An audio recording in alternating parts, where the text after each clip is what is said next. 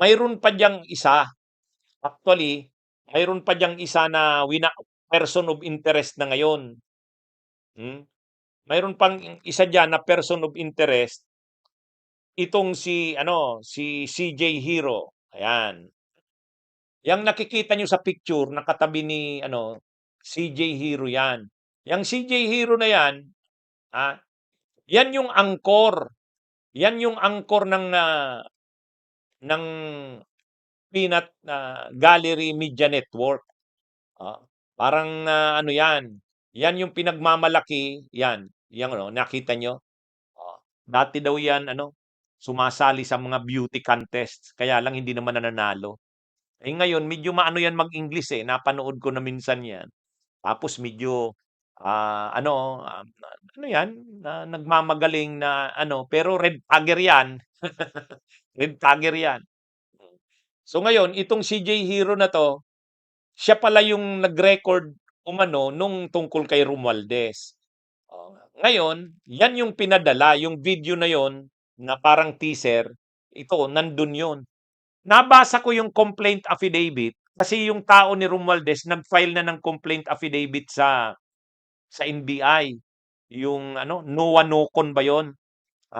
Tao mismo ni Romualdez yung nag-file ng complaint affidavit. Ang kinakasuhan doon, nirereklamo dalawa, si CJ si Mabanta saka itong si CJ Hero. Kaya ngayon, itong si CJ Hero na 'to nagtatago na ito, hindi na lumalabas. Yung kanyang Facebook account deactivated na. Pero dati ang ingay-ingay niyan, ah. 'Yan yung ano, 'yan yung parang star anchor doon sa Peanut, Gallery Media Network. Hmm, 'yan mga kabunyog, itong, si CJ Hero na 'to. So ngayon, kaya lang yung kanyang FB account niya, yung FB account niya ay wala na. So, ang ano ngayon, kinakantyawan nga ito, "Oh, nasaan ka na CJ Hero? Akala ko ba matapang ka, dati ang tapang-tapang mo, bakit bigla kang nawala?" O kaya lang, ang paliwanag bakit biglang nawala itong si CJ Hero na 'to, kasi yung nabanggit doon sa final na complaint affidavit, ang main doon na nireklamo ni Romualdez sa pamamagitan ng kanyang, tao, yung Noah Nocon ang ano, eh, nakapirma, ang, binabanggit ay si Mabanta at saka itong si CJ Hero. Kaya itong si CJ Hero na ito nawawala na ngayon, hindi na mahagilap, tumigil na sa pagpoprograma doon sa Peanut Gallery Media Network. Ano 'yan, eh, siya yung pinaka-main doon, eh. Kumbaga main na anchor 'yan, ngayon nawawala na. Si person of interest na siya ngayon, eh. Sinabi na mismo ng NBI, person of interest na itong si ano, itong si itong anong ito mga kabunyog, itong ah, si CJ Hero. Person of interest na ito, eh. Kaya ano na, hinahanap na ng NBI, itong si CJ Hero na 'to. Kasi kasama ito sa nireklamo. Hmm. Pero ang role niya, siya kasi yung angkor. Siya yung angkor mga kabunyog. May iba pang yung iba pang mga anchor persons, yung ibig sabihin yung mga nagpoprograma doon sa Peanut Gallery Media Network, nagpoprograma pa rin yung iba, pero ano na, hindi sila nagko-comment dito sa nangyaring ito. Halimbawa si ano, si James Dicken, oh, hindi siya nagko-comment. Si Ido Manzano, hindi rin nagko-comment. Ha? Ang medyo nagko-comment lang itong si Attorney Regal Oliva sa Casigwanson. Oh, sila yung mga nagko-comment. Pero yung iba pang mga angkors, ayaw nila, hindi sila nagko-comment. Siyempre, ano sila diyan. Ngayon, medyo may kumakalat na intriga dito. Ha? Ito mga kabunyog, hindi natin 'to alam kasi siyempre sa kanilang panig ito. Ang sabi ng ano, ang kumakalat na kuwento diyan mga kabunyog, ah, medyo nagkakaanuhan daw ito, nagkakasamaan ng loob itong si CJ Hero at saka yung si Mabanta kasi siyempre nalaman na daw ngayon na 350 million pala yung ni-negotiate ni ano, ni Mabanta. Tapos, sa usapan pumayag sa 300 million. Hindi naman daw gano'n yung amount na pinag-usapan ng mga tao ng, PGMN kahit itong si Jay Hero, mayroong mga gano'ng post sa social media ngayon, eh. Sabi, "Hala, nagkakasamaan na ng loob. Nalaman na nung mga nasa PGMN." Tulad daw nito ni CJ Hero na gano'n pala kalaki ang ni-negotiate ni ano, ni Mabanta. Ang alam daw nila maliit lang na amount, tapos gano'n para kalaki 350 million tapos napababa sa ano, sa 300 million. Anyway, hindi natin alam mga kabunyog, mga kabayan, kung ano nga ba talaga ang ano diyan. Basta sa ngayon, mainit pa rin 'tong issue na 'to, ah, ang, ang mga DDS, pilit silang dumidistansya dito sa anong ito, grupong ito nila Mabanta saka ni CJ Hero. Sabi nila, "Hindi naman 'yan DDS, eh. Ano 'yan, tao 'yan ni Marcos. Bakit ninyo ngayon tinuturo sa amin 'yan?" Kawawa naman itong si Mabanta at saka si CJ Hero. Talaga namang DDS sila, eh. Talaga namang DDS 'yan. Bakit ngayon dini-deny nitong mga anong ito, itong mga DDS din, ha? Kawawa naman, O yan, tingnan niyo. Papaano nila masasabing hindi DDS yan? Tingnan niyo yung nasa kaliwa, sino yan? Yung lalaki sa kaliwa, yan si Franco Mabanta, oh. Sino yung nasa gitna?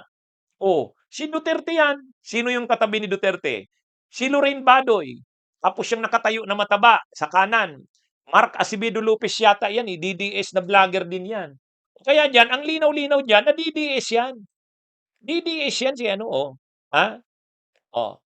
Kaya actually, ang daming mga patunay na DDS nga yang si ano, itong si ano, mga kabunyog, ah, oo, itong si Mabanta, 'no. Kita niyo naman yung ano 'no, kita niyo naman yung mga pictures, so paano nila masasabing hindi DDS yan? Hinahanap ko yung iba pa sanang pictures. Kaya ano ito, ah, hindi nila ito matatakasan kasi ang daming ebidensya. Ngayon, ang pinapakita nila, yung picture na may picture din kasi itong si Mabanta na kasama naman si PBBM. Kasama rin si PBBM saka si Lisa Araneta. Si Roque pa nga, may post pa si Harry Roque. Sabi ni Harry Roque, papaano niyo nasabing, hindi yan tao ni Marcos? 2018 pa Marcos na yan.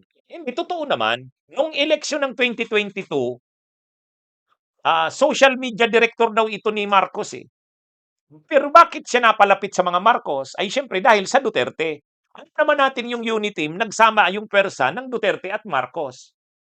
Ay di siyempre, mga kabunyog, sa pagsasama ng Duterte at Marcos, Duterte ito, si Mabanta. Kaya nung nagsama yung Marcos at Duterte, di inadapt din ng Marcos itong si Mabanta. Kaya totoo naman, dahil nagsanib yung Duterte at Marcos, yung mga tao ng Duterte, nag-ano na rin, sumuporta na rin sa Marcos. Pero ang talagang loyalty nito ni Mabanta sa Duterte. Nung nag-aaway yung Duterte at Marcos, lumipat na naman siya, bumalik na naman sa Duterte. Yan yung totoong ano niyan, nito ni Mabanta. Kaya yung mga nagdi-deny diyan na mga DDS, sinasabi nila, "Hindi, kay Marcos na tao yan." Ah, ito may picture tayo, ayan. Sige nga, i-deny niyo 'yan. Sino ang mga kasama diyan ni Mabanta? Sige na, deny kayong mga DDS. I-deny niyo 'yan. Sa taas kasama ni Mabanta, si Mabanta yang nasa kanan, kasama niya si Bongo. Sa baba kasama niya si Duterte. Sinong nasa likod? Si Harry Roque. Dito naman sa kaliwa, si Sara Duterte. Tapos sasabihin niyo ngayon hindi DDS 'yan? Ha? Kawawa naman itong mga DDS na ito, 'pag nagkakaproblema dini-deny ng mga DDS. Ah, mga kabunyog ano, ah, paano nila sinasabi 'yan na hindi 'yan DDS, tingnan niyo, ang mga pictures, tad-tad ang pictures niyan, tad-tad ang mga videos niyan. Marami pa nga akong pictures ano, lahat halos ng mga DDS kasama 'yan si Mabanta, si Bato de la Rosa, si Chavit Singson, si Vic Rodriguez, 'yan 'yun. Kaya ano talaga siya, saka yung Peanut Gallery Media Network, ang mga may programa doon si Greco Bilhica, nadi-DS. Si Rowena Guanzo, nadi-DS din. Si Attorney Regal Oliva, DDS din. Saka ang mga analysis ng Peanut Gallery Media Movement na yan, ano yan, DDS yan. Kaya lang siyempre nang tumakbo si Marcos na presidente, vice niya si Sara at yung mga pwersa ng Duterte sumuporta din sa Marcos, oh. Kaya itong mga vloggers ng Duterte naging supporters din ni Marcos.